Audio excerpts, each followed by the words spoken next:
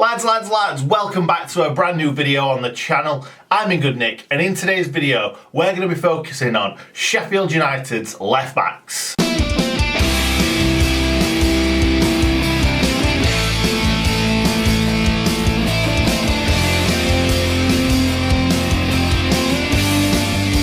Now before we get into this, make sure you like the video right now. Every single like helps so much. It helps push all my videos out further afield. And after all, we're after 10,000 subscribers. We're not far away now. Oh yeah, and subscribe, because did you know that over 65% of people watching this video right now are not subscribed? So if you haven't got a YouTube account already, make sure you sign up to YouTube, subscribe to me. 10,000 subscribers. So anyway, let's crack on with the video. So as I said, Sheffield United left backs.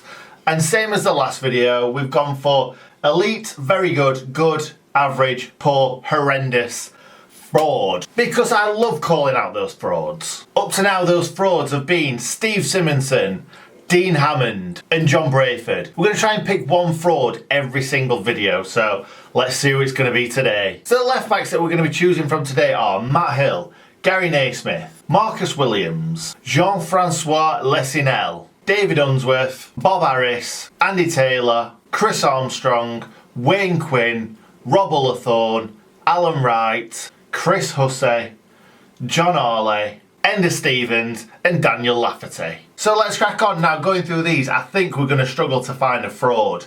There's one player that I didn't put in here that would have gone into that category perfectly, Jordan Stewart. If you guys have got any ideas of any other frauds that we've had at left back, please let me know in the comments right now. So we're going to crack on. So first of all, Matt Hill. By the way, this list is horrendous.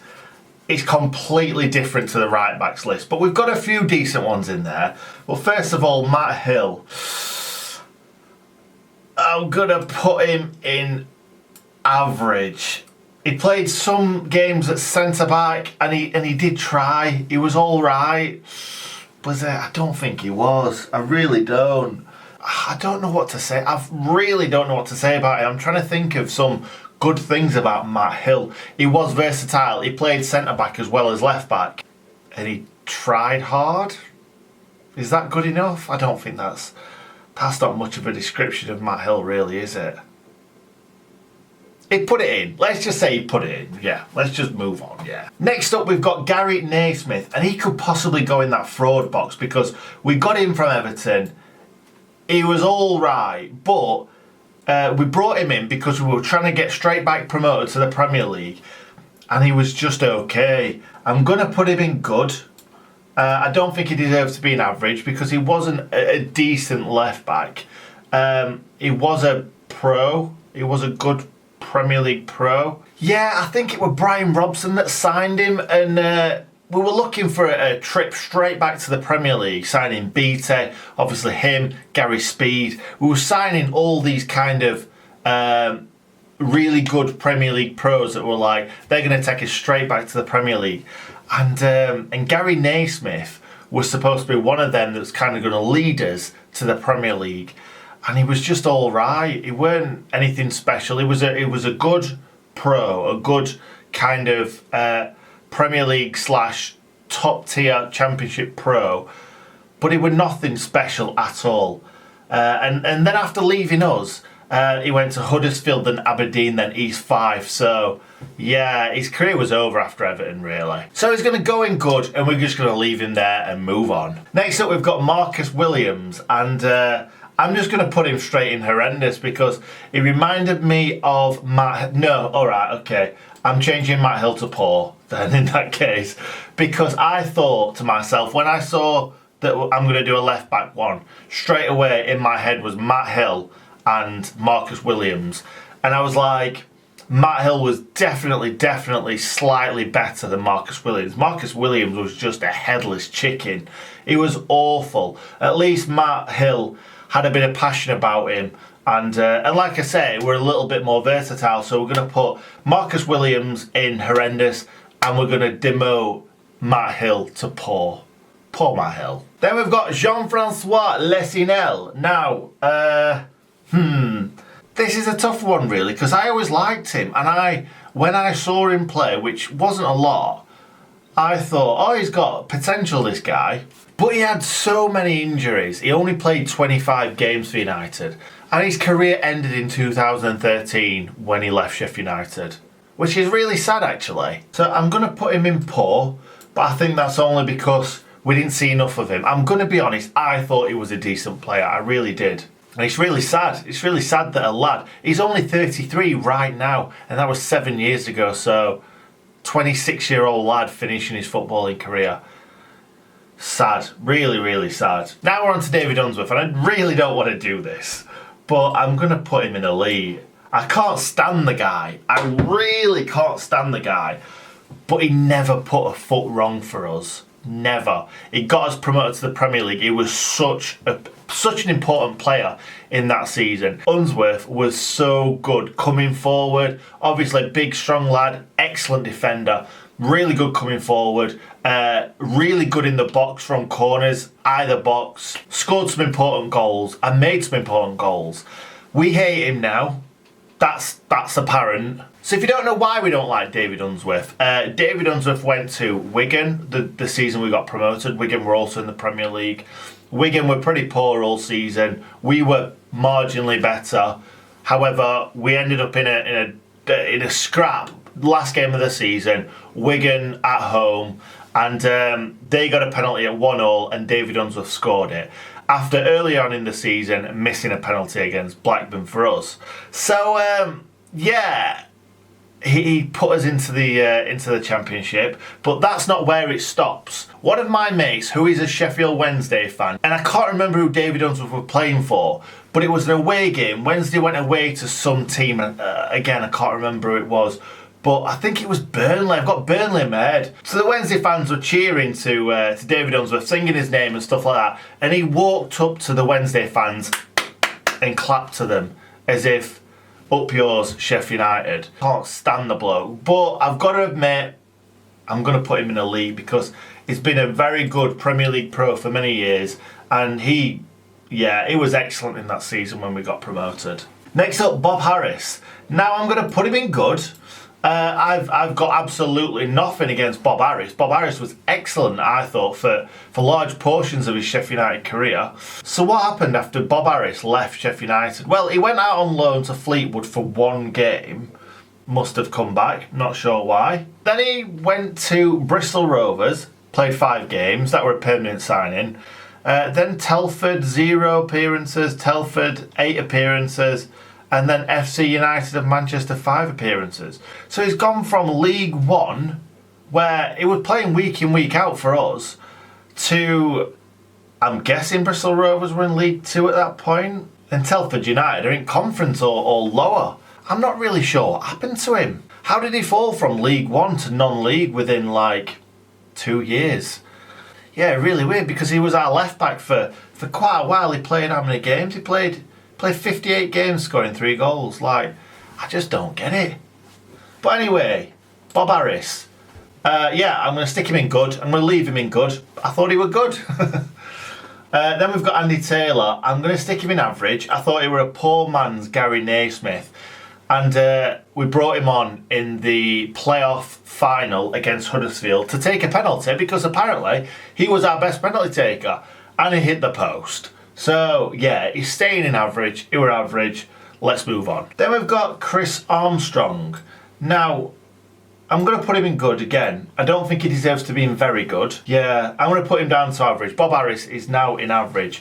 I don't think he really deserves to be on the level of Naismith and Armstrong, because they both played Championship and Premier League football for most of their careers. So Chris Armstrong, he was up and down, very good in the tackle, just all round good left back. All you wanted from your left back in them days were be a good tackler, get up and down, get crosses into the box, and hopefully you can score from some of these crosses.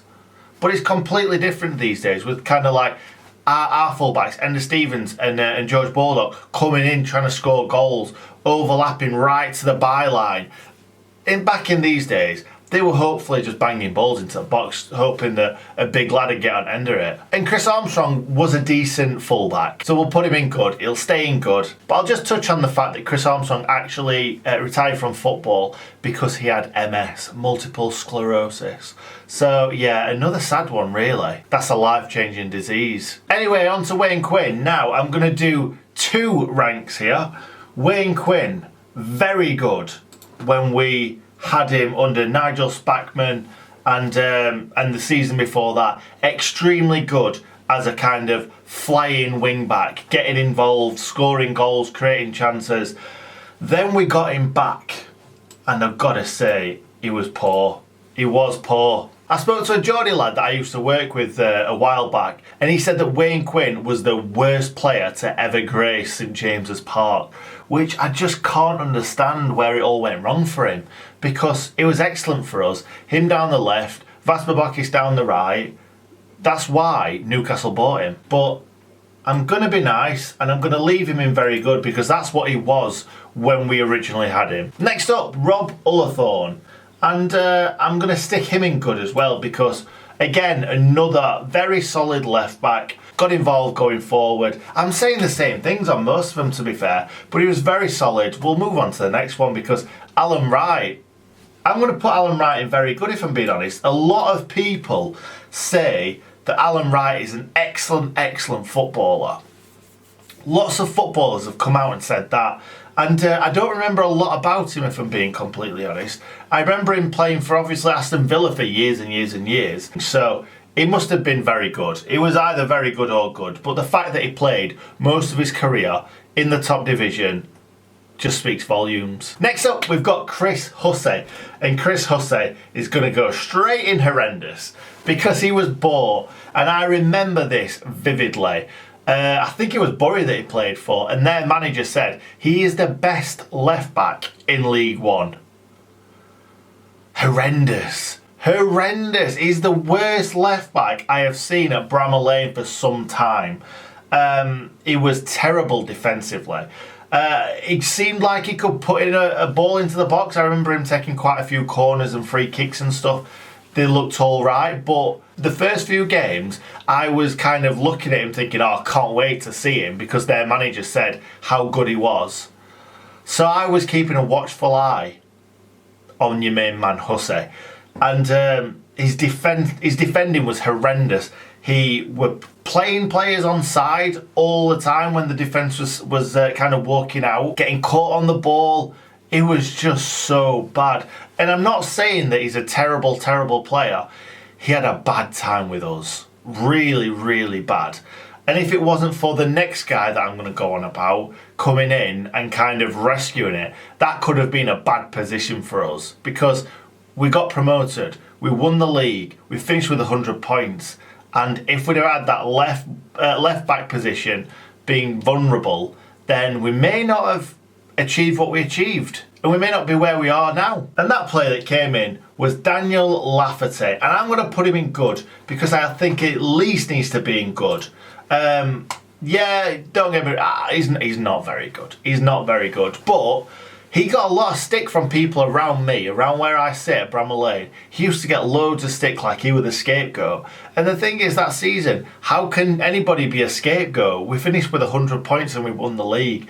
And it just showed how much of a pro he was when he was coming in at left back. He just came in and did his job very, very well. So he deserves to be good for me. Next up, we've got John Hawley. John Hawley.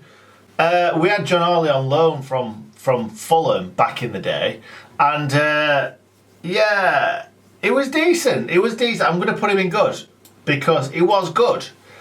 I don't think he's good enough to be very good. There's obviously a reason why Fulham let him go in the end. And when he came on loan, I thought he was brilliant. He was excellent. He was a breath of fresh air, because he was so sprightly. He was everywhere. He was popping up everywhere. And he liked to get himself in the box, like kind of our current day fullbacks like to. Yeah, I liked him. I really liked him. And finally, my man, Enda Stevens. What an absolute pleasure it is to watch this guy week in, week out. So you've probably guessed already where I'm going to put him. If I'm being honest, I thought he'd have a better start to the season. I think he had a slight sluggish start to the season, but he's such a good player. Like, if he plays at kind of 50, 60%, he's still better than most of the left backs in the Premier League. What a player. Until kind of the end of last season, it was just there and he just couldn't push it. He just couldn't get above until he started bloody shooting. When he started shooting and scoring goals, his confidence just rose. And at first, it wasn't a great defender. His defending's got so much better. His crossing is excellent now. And that was the one thing that everyone used to bang on about. His crossing ain't good enough. He never finds a man. And his crossing got so much better towards the end of last season. And look at him now. What a player. What an absolute player. Baller. Anyway, lads, thank you very much for watching. Really appreciate every single person that's clicked onto this video. If you haven't seen my old videos, I've done a centre-backs one, a goalkeeper's one, a right-back's one, and we've got loads more to come. So thanks for watching. If you haven't liked the video already, make sure you like it right now and subscribe to the channel. And stay in good, Nick.